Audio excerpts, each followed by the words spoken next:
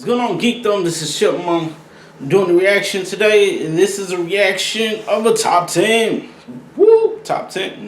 No woos. Okay. This is off of, I think it's ViniiTube's channel. Does a lot of interesting top 10s, and this is the top 10 for anime characters that never lose. No people will go, character's too OP. You know, he never grows. He doesn't have, like, we know sometimes I like animes that where the character has growth. Yeah, sometimes he has loss, but he builds himself. He works on himself and he gets better and stronger. I like those characters as well, but sometimes there's nothing wrong. It just depends how they do it. Just depends. Those OP characters just never just lose. They just, you know, hey, this is just another obstacle that's in my way. Get out of the way. Get out of the way, obstacle. Get out of the way. So they just knock over everybody. Anything that just comes their way, they just breeze right through it. But yeah, it just depends on how you do it. So this is be his top 10 of those characters that just hardly never loses. So yeah, let's see exactly who he picked. Should be interesting. Should be pretty fun. Let's check this out. We start with Tatsuyashiba.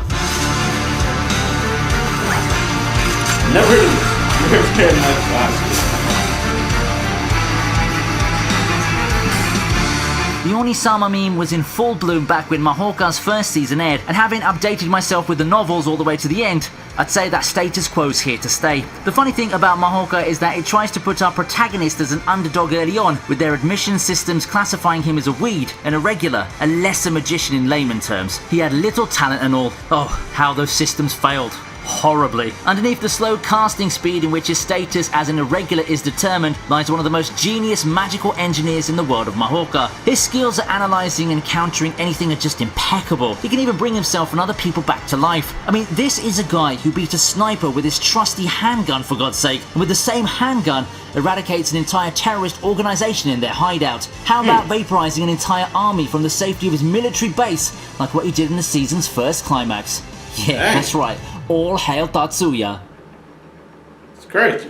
Oh my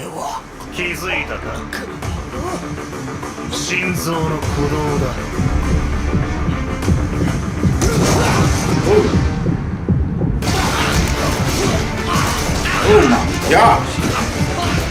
It's another anime I haven't Why watched. stop with one Dengeki Bunko lead when you can have two? Introducing Arnold Voldigode. In the midst of the jam-packed and blockbuster-laden summer 2020 season is a hidden gem, Misfit of Demon King Academy. As people have pointed out, it's the one-punch man of these magic fantasy light novels. It's a show that revels in its ridiculousness, and a lot of that has to be in its portrayal of the lead character, Arnos. We're talking about a demon lord so strong that he got so bored of winning and just allowed himself to be sealed, only to reawaken thousands of years later to a vastly different world, which he so easily dominates and brings to his knees anyway. Disposition-wise, Arnos kind of reminds me of Tatsuya, just with more gloating and a dose of relishing in his strength. As a character, he does have his hidden depths though, and he's definitely a demon lord you'd want on your side. This is a guy who won't die when he's killed, literally. Just ask all the foolish characters who dare become his enemies in the show. And just obliterated that person. Hey, Assassination Classroom. From light novels, we move on to shonen manga and one of the coolest teachers you can have, Goro Sensei. There's a lot of things to like about Assassination Classroom. It's quirky, has a unique plot, and has some good plot developments that made it such a beloved shonen. One thing that people might notice about Goro Sensei is just how overpowered he is. I personally like Goro Sensei for a lot of things besides his strength, but just how strong and undefeatable he is certainly a topic for discussion. This is an alien thing that partially destroys the moon and is set on a collision course with the destruction of Earth. First day in class, and we already see that those claims weren't things of legends. He's as overpowered as they come, and all of a sudden, the students' main quest seems a lot more daunting than they all actually expected. Assassinating this alien octopus is virtually an impossible task, and that's why I put Goro Sensei on this list. Be careful of the tentacles. Hey, All Might. I didn't even think of All Might. You know this. Who doesn't know My Hero Academia? I'm pretty sure that a whole lot of you are familiar with the series already, as well as its themes of friendship, acceptance, and a lot more. While the students and most teachers go through their share of trials and tribulations in this series, one hero stands above them as the ultimate beacon of justice, the infallible All Might, the #1 ranked hero, and the coolest teacher slash surrogate father you could possibly get. Yeah, it's pretty much impossible for All Might to lose in the series, even though he came really close at some points, most notably his ultimate battle against All for One. For me, what makes All Might such a great character as far as unbeatable ones go is how honest his powers are. There's no broken reality warping thing or talking someone back to life, there's nothing like that. He's just someone who fights with all his heart and passion. Sure, some depiction of his powers can be a little bit over the top, but we get nothing close to the ridiculous of, say, Arnold. Yes.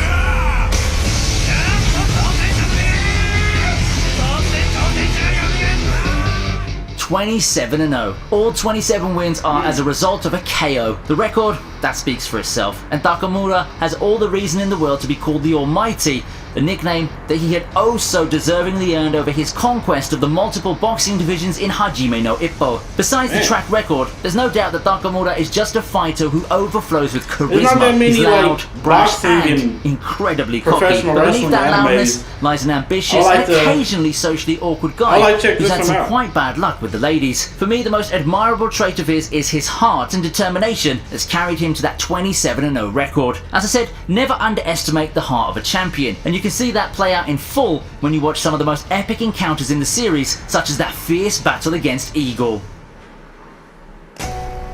Oh my God. Picking within JoJo's amazing gallery of broken characters was actually quite hard, but once I trimmed the list down to characters who barely lost, the choice became that much easier. Enter Giorno from the franchise's Golden Wind saga. Now, why would this guy be a character who barely lost despite more impactful characters having their fair share of defeats? Now, I think that it's largely to do with his extremely versatile and powerful stand. Gold experience, for the untrained eye, seems like an underwhelming stand, mainly used to produce plants and small animals. However, therein lies its power, for it has the power to govern over life itself. That's already an amazing power to complement to furious close combat abilities of Gold Experience, but things get turned up to 11 when it gets upgraded into Gold Experience Requiem. Talk about the reality warping powers that I've long lauded anime for. Where else can you see an ability that causes a death loop? Yep, that's right, Giorno belongs here, and you might want to check out Golden Wind to see him in action.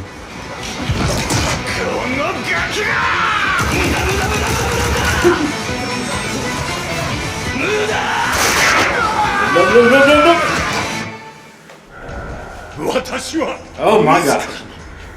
I still gotta see the title other... of World's Strongest Vampire is something that often gets handed in various I think that's the one I have to You see. see people calling someone Strongest Vampire, their Strongest Vampire. Like personally, I think the one who lives up to that title the most is none other than Hellsing's Alucard. He does not mess around. Well, and instead of giving you a rundown of his plethora of broken abilities, I'll just ask you to watch Hellsing and see his glory in action. Alucard just systematically breaks down his enemies with sheer, unrestrained violence. He's every 2000s edgy kid's wet dream just looking at the aesthetics, the badassness, and the personality. In all seriousness though, I put Alucard on this list because as a character, he's more than just the violence or the badass powers. He has a surprising amount of depth put into his personality, and he does have some endearing traits that make Hellsing Ultimate such a delight to watch.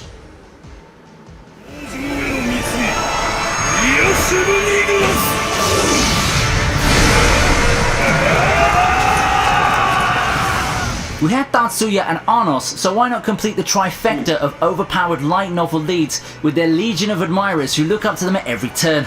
Sorry Kirito, you should have won all of your fights. Anywai, I could call Overlord and Ain's highlight reel if I want to, with just how much power he showed in the series. Yeah, it's a given that he never loses his fights, but what about his one-man army moments? His fight with Chartier, which he won despite being at a disadvantage? Well, there's the time he effortlessly decimated an entire army with magic, much like what Tatsuya did. Aids differentiates himself from the rest of the overpowered light novel heroes in his morality. Yeah, I mean, I'd say he's not a completely evil bad guy per se, even if he straddles that line very, very precariously, but this is a person who doesn't play nice. At all. The title Overlord is just perfect for someone like Ainz, but it's cool that underneath that immoral skeleton body, you still find the slightest tinge of humanity from the time he was an ordinary gamer. Alright. Jujutsu Kaisen. Overlord. Now, if you were to ask me which Jujutsu Kaisen character made the biggest mark in the anime community, the runaway winner would have to be Gojo. Not only did his feature episodes and his last-minute saves blow the community up all the time, he always won his battles with style and flair. I'm not sure whether I like his battle with Jogo or the appearance during the show's equivalent to a tournament arc better, but it's not like it matters though, is it? Both instances were crowning moments and some of the signature scenes that people will always remember Jujutsu Kaisen for, and it all came in the hands of the laid-back reverse Kakashi to boot. Curses everywhere have all the right to be afraid of this all-powerful sorcerer, who's also one of the best mentors that our upstarts can ever hope to have. With how Jujutsu Kaisen is, I don't see Gojo's undefeated record being shattered anytime soon. The best thing the villains can do is hold him back or seal his powers or something like that. It's going to take no less than the final boss of the entire series to possibly give him his first decisive defeat, and I personally like it that way. One Punch Man. Of course Saitama has to find his way to this list. He's the all-powerful One Punch Man after all. The ultimate hero, capable of defeating enemies with a single punch. Saitama's the whole antithesis of the whole idea that hard work hardly works. Take that, shonen protagonist with Destined 1 status. I wouldn't say that Saitama's my favourite amongst these listed characters, but I think the One Punch Man as a series has done a great job in pioneering a never-before-seen parody of the shonen genre. I'm sure it's not the only one out there, but it sure is the one that helped anime explode into the public eye after what Attack on Titan did a few years prior. It also helps that within the comedic and parodying nature of One Punch Man lie several well-woven stories full of tearjerkers and awesome moments that make you go, yeah!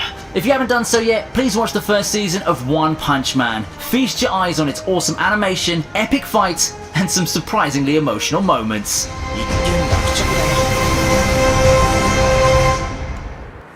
Alright, so that was ViniiTube's top 10 of anime characters that never lose. It's a nice list. I didn't think of like All Might, the teacher from Assassination Classroom. Yeah, so I like the list. I like the list. Not bad whatsoever. Do enjoy some of those characters so much as well. So, because I'm like, yeah, the main heroes I think,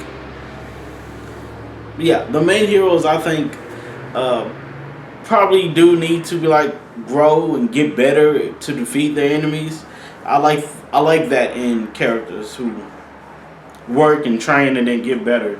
But some of those characters that are just unbelievably powerful, yeah, some of those are just like Gojo. He's pretty fun character. I know a lot of people want to just cosplay and stuff as him. So yeah, it's not a bad thing whatsoever to me to have those characters that are just OP. But yeah, not a bad list. Check out ViniiTube in the descriptions below. If you like this video, please put a like on the video. If you'd like to subscribe to see some more of my content, please do. Thank you all so much for just jumping on to my channel, giving me a try, checking me out. There's a lot of other YouTubers that's out there that you can check out, so thank you all so much. Please do take care of yourselves and each other. Peace, geekdom.